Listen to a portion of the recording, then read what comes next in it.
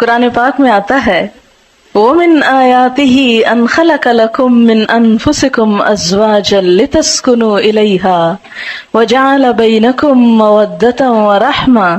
إِنَّ فِي ذَلِكَ لَآيَاتٍ لِقَوْمٍ يَتَفَكَّرُونَ۔ اس کی قدرت کی نشانیوں میں سے ایک نشانی یہ ہے کہ اس نے تمہارے لیے تمہارے ہی جنس کی عورتیں پیدا کی تاکہ ان کی طرف مائل ہو کر سکون حاصل کرو، اور تم میں محبت اور مہربانی پیدا کی۔ بلا شبہ اس میں ان لوگوں کے لیے نشانیاں ہیں جو غور و فکر کرتے ہیں۔ نکاح اسلام کی نظر میں ایک عبادت ہے، نیکی کمانے کا ایک ذریعہ ہے، ایمان مکمل کرنے کا ایک ذریعہ ہے۔ نبی اکرم صلی اللہ علیہ وسلم نے فرمایا بندہ جب نکاح کر لیتا ہے تو اس کا آدھا دین مکمل ہو جاتا ہے۔ اب باقی ماندہ آدھے دین کے بارے میں اسے اللہ سے ڈرتے رہنا چاہیے۔ نبی صلی اللہ علیہ وسلم نے فرمایا دنیا ایک متاع ہے، فائدے کی چیز ہے، پونجی ہے، اور دنیا کی سب سے بہترین متاع نیک بیوی ہے، یعنی دنیا کی سب سے بہترین چیز نیک بیوی۔ ہمارے ہاں عموماً شادیاں جس طریقے پر ہوتی ہیں اس میں وقت کا بھی ضیاع ہوتا ہے، پیسے کا بھی ضیاع ہوتا ہے، اور ایک بھیڑ جمع ہوتی ہے اور بکھر جاتی ہے۔ انجوائمنٹ صرف کپڑے اور کھانے تک رہ گئی ہے، گویا اپنی صرف جسمانی ضروریات کو پورا کرنا اور صرف مٹیریلسٹک اپروچ کی حد تک خوشی کا تصور ہونا اب مسلمانوں میں باقی رہ گیا ہے، جبکہ کوئی خوشی اس وقت تک پوری خوشی ہو نہیں سکتی جب تک انسان کی روح بھی خوش نہ ہو، اور کوئی روح اللہ کے ذکر کے بغیر خوش ہو نہیں سکتی۔ تو اس لیے اس شادی میں اللہ کے ذکر کے ساتھ ساتھ کچھ باتیں بھی نہیں سیکھیں گے انشاءاللہ، یعنی خوشی کا اظہار بھی ہو اور اس کے ساتھ ساتھ اچھی اچھی نصیحتیں بھی ہوں جو دلہن کو اور اس کی بہت سی دوستوں اور سہیلیوں کو بھی کام آئے انشاءاللہ، اور جو بھی شریک ہونے والے ہیں۔ تو ہم شروع کرتے ہیں آج کے اس پروگرام میں۔ جو اہم حصہ ہے وہ یہ کہ جو لوگ اس تجربے سے گزر چکے ہیں، گزر رہے ہیں، اور انہوں نے اس زندگی میں ایک بہترین کامیابی حاصل کی ہے، یا جن چیزوں سے ان کی ازدواجی زندگی خوشگوار ہوئی ہے، میں چاہوں گی کہ وہ ہمارے ساتھ اس پروگرام میں شریک ہوں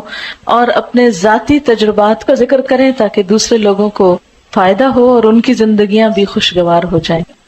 سب سے پہلے ایک بیٹی کے لیے سب سے زیادہ جو چیز دعاؤں کا اور دوسرے گھر میں مقام بنانے کا سبب بنتی ہے وہ خدمت ہے۔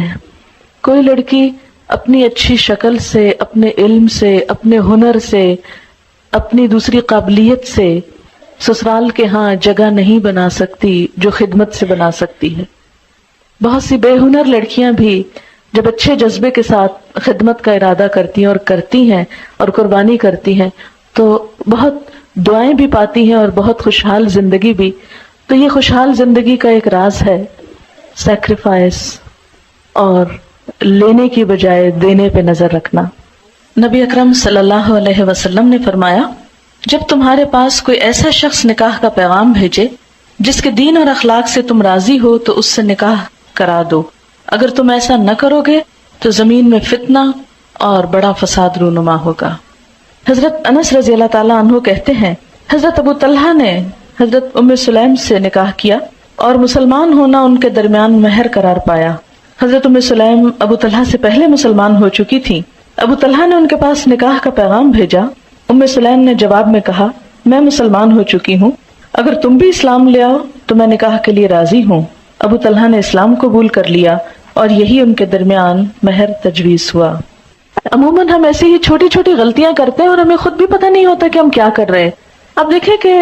عموماً ڈفرینس آف اوپینین اس لیے نہیں ہوتا کہ ہم ایک دوسرے کو ڈس لائک کر رہے ہوتے ہیں یا ہماری کوئی عداوت ہوتی ہے ایک دوسرے کے ساتھ، وہ چونکہ سیٹ اپ مختلف ہوتا ہے، گھروں کی روٹین مختلف ہوتی ہے، لائف سٹائل مختلف ہوتا ہے، تو قدرتی طور پر جب آپ ایک دھارے سے آئے دوسرا دوسرے سے آئے، جب وہ اکٹھے ہوں گے تو کچھ چیزیں مختلف ہوں گی اور ان میں اختلاف کا پیدا ہونا بالکل نیچرل ہے۔ اگر آپ اپنے آپ کو دوسرے کی جگہ پر رکھ لیں تو آپ سوچیں اگر میں اس بیک گراؤنڈ سے آتا تو میں بھی ایسا ہی ہوتا، تو اس لیے مجھے دوسرے کو معاف کر دینا۔ کبھی پبلکلی اپنے ہسبینڈ کو کنٹراڈکٹ نہیں کریں، کیونکہ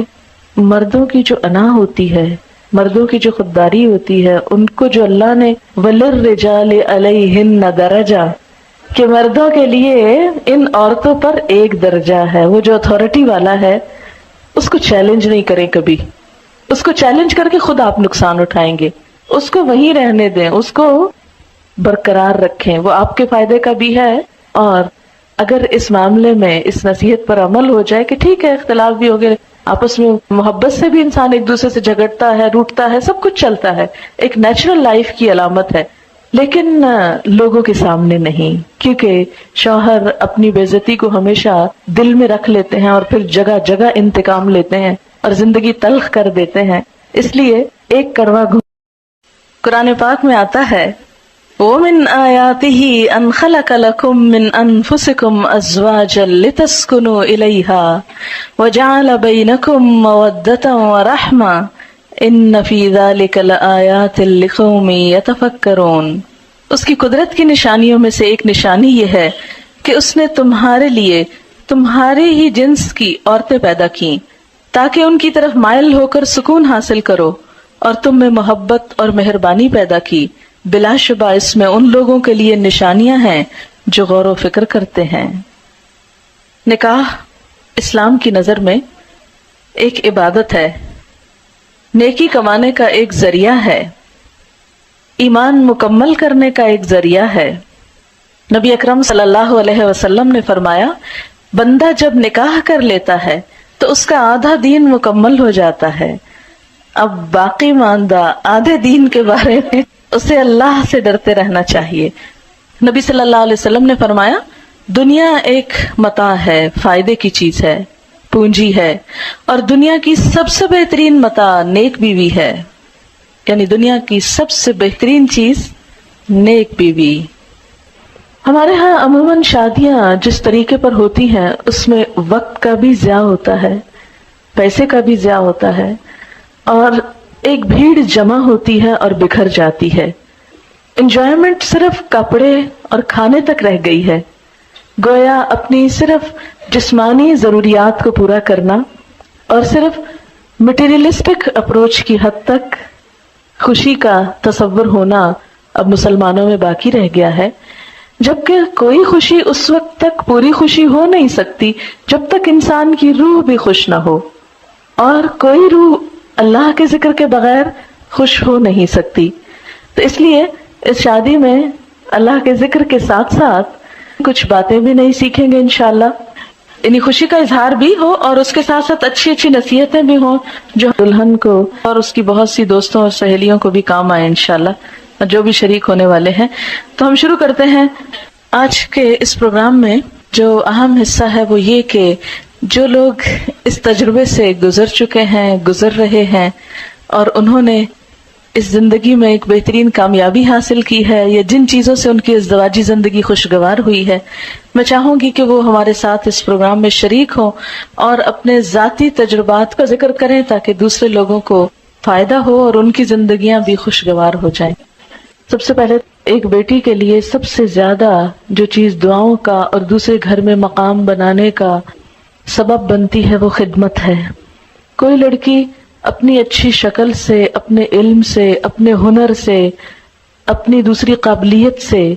سسرال کے ہاں جگہ نہیں بنا سکتی جو خدمت سے بنا سکتی ہے۔ بہت سی بے ہنر لڑکیاں بھی جب اچھے جذبے کے ساتھ خدمت کا ارادہ کرتی ہیں اور کرتی ہیں اور قربانی کرتی ہیں تو بہت دعائیں بھی پاتی ہیں اور بہت خوشحال زندگی بھی۔ تو یہ خوشحال زندگی کا ایک راز ہے سیکریفائس اور لینے کی بجائے دینے پہ نظر رکھنا۔ نبی اکرم صلی اللہ علیہ وسلم نے فرمایا جب تمہارے پاس کوئی ایسا شخص نکاح کا پیغام بھیجے جس کے دین اور اخلاق سے تم راضی ہو تو اس سے نکاح کرا دو، اگر تم ایسا نہ کرو گے تو زمین میں فتنہ اور بڑا فساد رونما ہوگا۔ حضرت انس رضی اللہ تعالیٰ عنہ کہتے ہیں حضرت ابو طلحہ نے حضرت ام سلیم سے نکاح کیا اور مسلمان ہونا ان کے درمیان مہر قرار پایا۔ حضرت ام سلیم ابو طلحہ سے پہلے مسلمان ہو چکی تھی۔ ابو طلحہ نے ان کے پاس نکاح کا پیغام بھیجا۔ ام سلیم نے جواب میں کہا میں مسلمان ہو چکی ہوں، اگر تم بھی اسلام لے آؤ تو میں نکاح کے لیے راضی ہوں۔ ابو طلحہ نے اسلام قبول کر لیا اور یہی ان کے درمیان مہر تجویز ہوا۔ عموماً ہم ایسی ہی چھوٹی چھوٹی غلطیاں کرتے ہیں اور ہمیں خود بھی پتہ نہیں ہوتا کہ ہم کیا کر رہے ہیں. اب دیکھیں کہ عموماً ڈفرینس آف اوپینین اس لیے نہیں ہوتا کہ ہم ایک دوسرے کو ڈس لائک کر رہے ہوتے ہیں یا ہماری کوئی عداوت ہوتی ہے ایک دوسرے کے ساتھ. وہ چونکہ سیٹ اپ مختلف ہوتا ہے، گھروں کی روٹین مختلف ہوتی ہے، لائف سٹائل مختلف ہوتا ہے، تو قدرتی طور پر جب آپ ایک دھارے سے آئے، دوسرا دوسرے سے آئے، جب وہ اکٹھے ہوں گے تو کچھ چیزیں مختلف ہوں گی اور ان میں اختلاف کا پیدا ہونا بالکل نیچرل ہے. اگر آپ اپنے آپ کو دوسرے کی جگہ پہ رکھ لیں تو آپ سوچیں اگر میں اس بیک گراؤنڈ سے آتا تو میں بھی ایسا ہی ہوتا، تو اس لیے مجھے دوسرے کو معاف کر دینا. کبھی پبلکلی اپنے ہسبینڈ کو کنٹراڈکٹ نہیں کریں، کیونکہ مردوں کی جو انا ہوتی ہے، مردوں کی جو خودداری ہوتی ہے، ان کو جو اللہ نے وَلِلرِّجَالِ عَلَيْهِنَّ دَرَجَةٌ، کہ مردوں کے لیے ان عورتوں پر ایک درجہ ہے. وہ جو اتھارٹی والا ہے اس کو چیلنج نہیں کریں کبھی. اس کو چیلنج کر کے خود آپ نقصان اٹھائیں گے. اس کو وہیں رہنے دیں، اس کو برقرار رکھیں، وہ آپ کے فائدے کا بھی ہے. اور اگر اس معاملے میں اس نصیحت پر عمل ہو جائے کہ ٹھیک ہے اختلاف بھی ہو گئے، آپس میں محبت سے بھی انسان ایک دوسرے سے جھگڑتا ہے، روٹتا ہے، سب کچھ چلتا ہے، ایک نیچرل لائف کی علامت ہے، لیکن لوگوں کے سامنے نہیں. کیونکہ شوہر اپنی بے عزتی کو ہمیشہ دل میں رکھ لیتے ہیں اور پھر جگہ جگہ انتقام